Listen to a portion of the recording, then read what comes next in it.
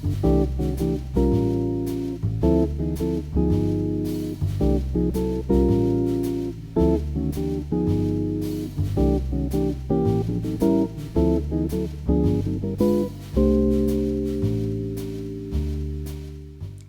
and welcome to this jazz guitar lesson. I'm Chris Whiteman and thanks for joining me. Today is part 3 of a series where we've been looking at comping through the 1-6-2-5 progression. In part 1, we looked at basic root motion, we voiced the basic harmony using shell voicings, and we added some passing chords. In part 2, we focused on building or expanding our chord voicings using extensions and alterations, and we incorporated voice leading to help guide our choice of the voicings we used. And in part 3, we're going to focus on using rootless voicings, and we're going to place those on the top 4 strings of the guitar. We're going to stay out of the lower register, and this is going to work really well if you are playing with a bass player. These voicings also work well in the context of chord solos or harmonizing melodies in the upper register. So in addition to the new voicings that we're going to add today, we're going to be drawing from the previous lessons and utilizing extensions, alterations, voice leading, and syncopation. So I picked some of my favorite rootless voicings and put together some examples to show how I would use them in the context of a 1-6-2-5.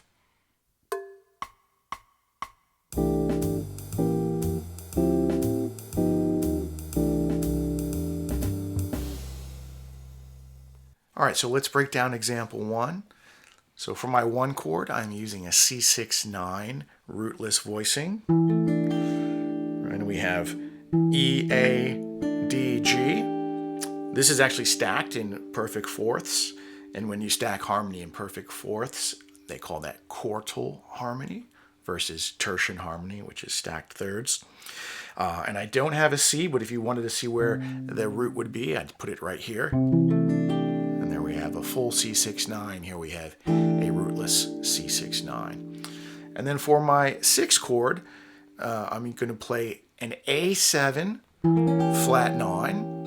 So it's looks like a diminished voicing, right? So it's an A7 flat 9 disguised as a diminished chord. Here's my A7, drop 2, and I'm basically just replacing the A in that chord with the flat 9, which is B flat. So we get A7, flat 9.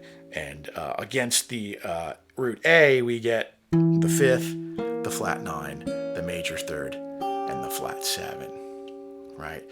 And if you notice, there's a theme here, and that is this concept of common lead. And it's an arranging term. When you keep the same note on top of a series of chords, we call that common lead. So we have a G on top of the C6-9, we have a G on top of the A7 flat 9. And now we're going to move to the 2 chord, so some type of D minor.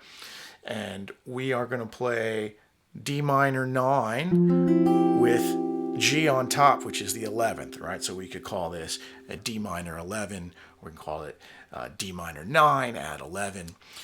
If you wanted to see where the root would be, from part 2, we voiced the D minor 9 like this. So I'm dropping the root and adding the 11th on top. Right, so C6-9, A7 flat 9, D minor 11. And now for our 5 chord, I'm basically just dropping the inner 2 voices down a half step. I'll probably refinger it like this. And we end up with a G7 sharp 5. Right, and against the root of G, we have flat 7, major 3rd, sharp 5, and then we have our root G in the melody of this chord. Right, and then we are moving back to finish where we started on C6-9.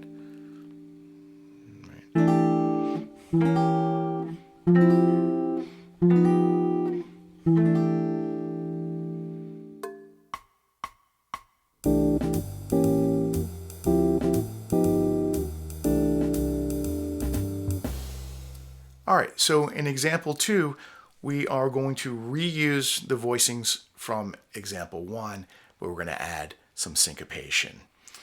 All right, so I put 2 attacks on eighth notes on the first C6-9, and then in anticipation of the A7 flat 9, and then 2 attacks on D minor 11, and an anticipation on G7 sharp 5, and then resolving back to where we started. So in time, that's going to sound like this.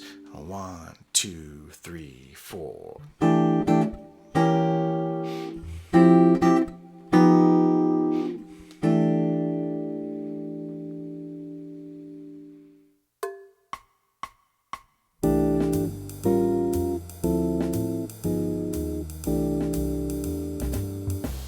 All right, so example 3, very similar. We're just going to add an additional alteration to the dominant chords. So on the 6 and the 5 chord, we are going to have 2 alterations.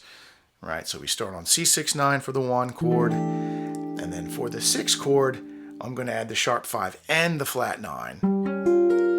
Right, and so what we get against the root of A, if you wanted to see or hear that and see visually where the A bass note would be here. Right, and against that A, we have flat 7, major 3rd, sharp 5, flat 9.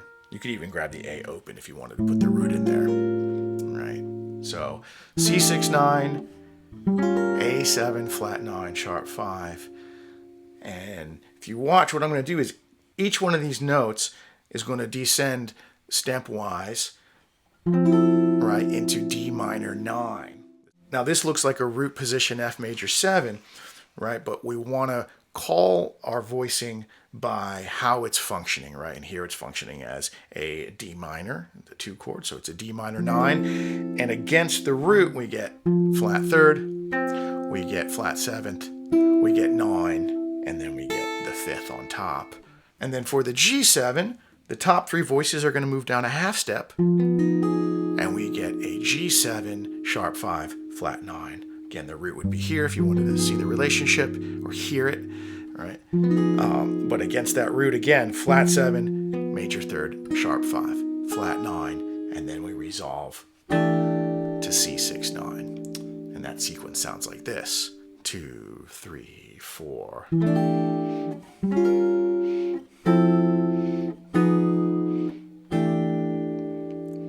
you see a very good voice leading through that sequence there.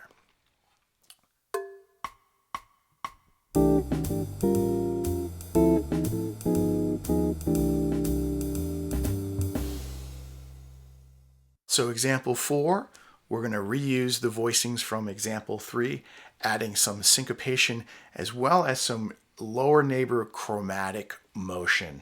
And so what I mean by that is that I'm going to take the 1 chord, instead of sitting on here for 2 beats, I'm going to actually move in eighth notes, right? And that's just adding some color, right? It's nothing I have to talk to anybody about because it's happening so quickly. So I go 1 and 2, and then I jump up to my A7, flat 9, sharp 5, right? So 1 and 2 and 3, 4.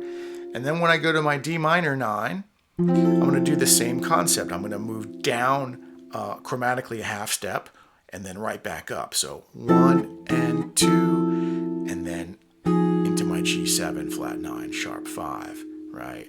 1 and 2 and 3, and then I finish with another syncopation. I hit the chord again on beat 4, and then move into my resolution on the end of beat 4. And we call that an anticipation, which is a form of syncopation. So the whole phrase sounds like this. 1, 2, 3, 4.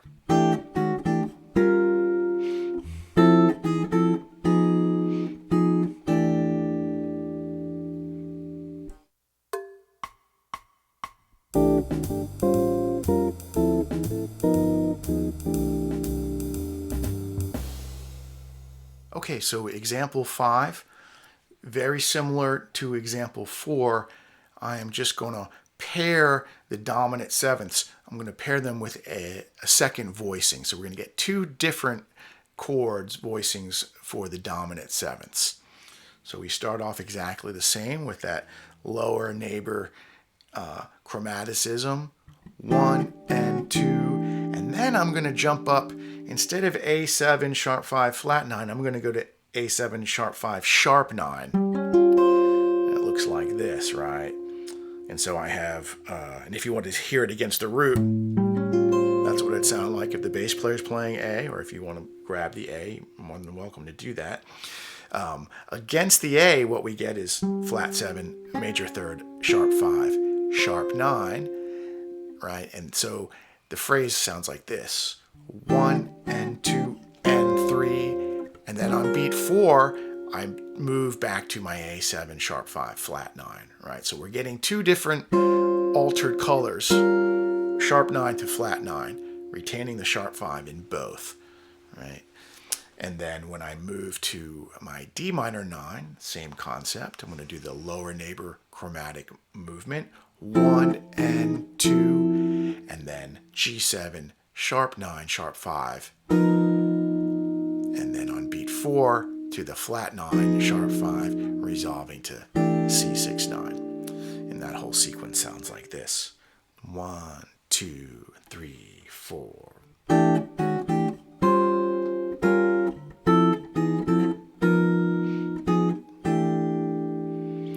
And again, I have an anticipation at the very end of that phrase, which is a form of syncopation, right, into the C6, 9.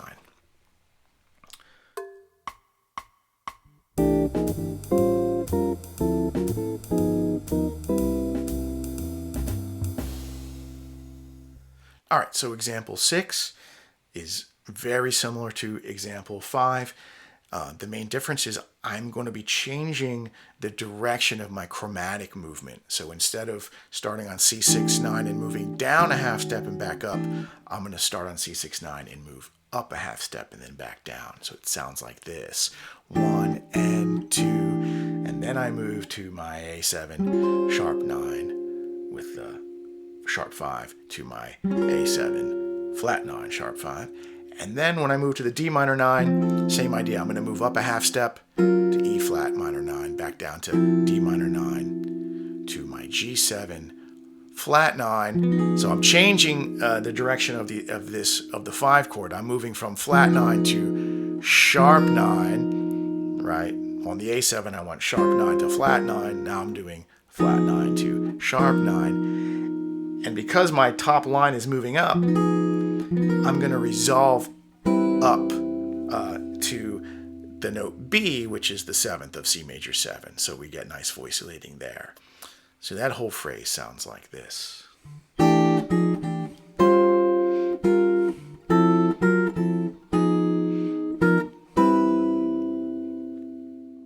So I think it's important that, as you're learning this stuff, you're framing this stuff more as concept, right? Rather than I'm going to memorize this one lick, that these are building blocks that can be continually manipulated. As you see, one time I went from flat 9 to sharp 9, one time I went from sharp 9 to flat 9. All, play with this stuff and, you'll find the sounds that you like. What I like, you may not care for, but if you look at this as building blocks and then you create your own sequences, I think that's really the value of this stuff,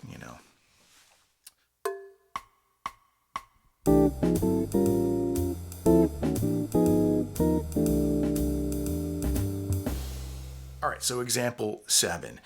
This is a very valuable concept, and this really ties into thinking ahead, right? So if I'm thinking about 1, 6, 2, 5, I can't just think about my one chord in isolation. I have to think about my one chord and my 6 chord, right? Almost like point A to point B, and it's in this space between point A and point B that I have a lot of freedom to start making choices. I've heard people say jazz is about playing in the cracks. It's playing in between things.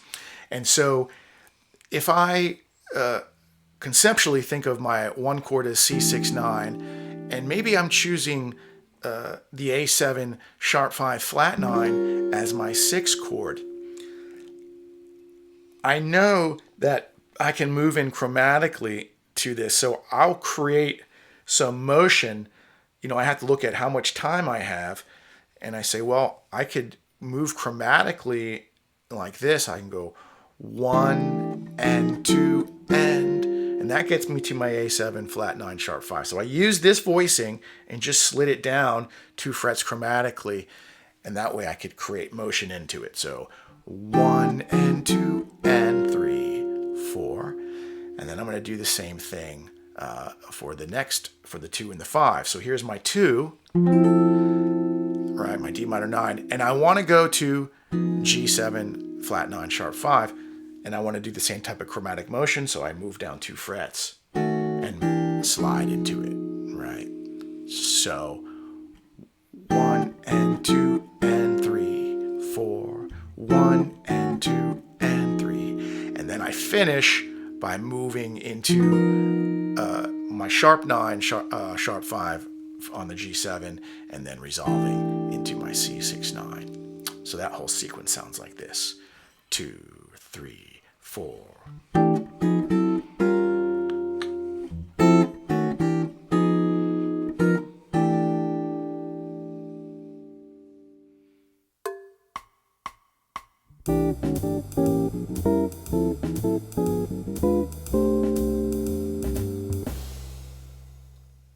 All right, so example 8 is our last example.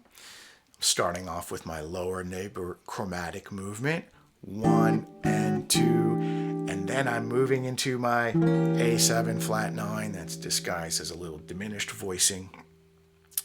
And I'm going to take advantage of the symmetry of the diminished chord. And so if this is A7 flat 9, if I move this in minor thirds, right, every time I move 3 frets up, I get an inversion of the same 4 notes. Right?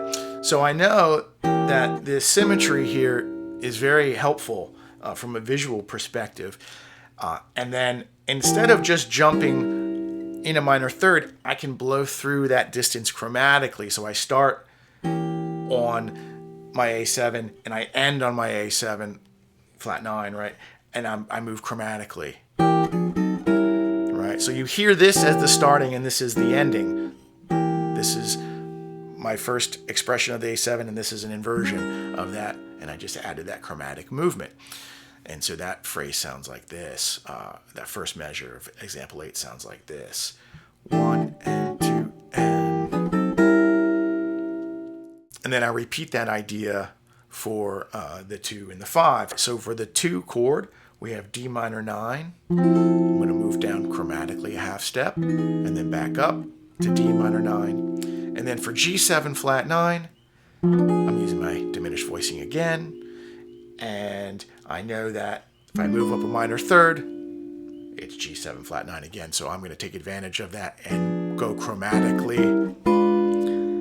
And because I'm moving up, I've decided I'm going to continue to move up and finish on a C6 9 here at the 7th and 8th fret, right?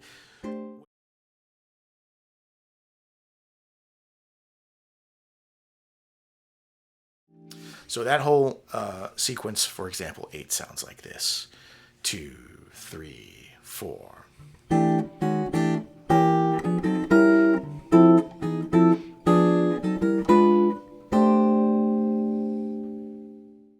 All right, thanks so much for joining me. I hope you found this information useful. Everything we discussed today is available as a PDF download for my Patreon subscribers. It's got standard notation and tablature. I hope you learned some new concepts, some new voicings, and that you spend some time with this and get it to show up in your own playing. Thanks again. I'll see you next time.